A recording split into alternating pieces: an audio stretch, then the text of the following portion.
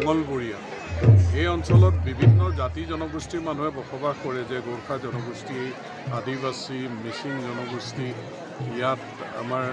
ভাষিক অসমীয়াও কিছু সংখ্যকহে আছে এই অঞ্চলত গুৰুজনাৰ সৃষ্টিৰ আজিক চৰ্চা কৰাৰ পৰিৱেশ থকাটো বা গুৰুজনাৰ সৃষ্টিৰ যি এক অবিচ্ছেদ্য অংগ ৰাস মহোৎসৱ ইয়াত উদযাপন হোৱাটো ডাঙৰ কথা আৰু ইয়াত সকলো জাতি জনগোষ্ঠীৰ মানুহে একত্ৰিত হৈ এই ৰাস মহোৎসৱভাগ তেওঁলোকে ইয়াত অনুষ্ঠিত কৰিছে আৰু ইয়াত সুন্দৰভাৱে যোৱাকালি পাৰ হৈ গৈছে আজিও পাৰ হ'ব গতিকে ইয়াত এটা মহান পদক্ষেপ এই অঞ্চলৰ উদ্যোক্তাসকলে লোৱাৰ কাৰণে তেওঁলোকলৈ মই ধন্যবাদ জ্ঞাপন কৰিছোঁ ইয়ে যিটো ৰাসৰ তাৎপৰ্য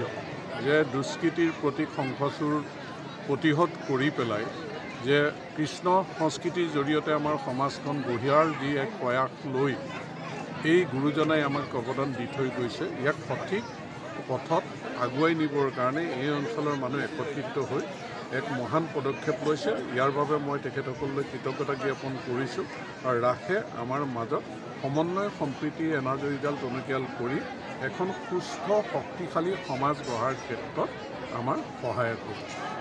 ধন্যবাদ।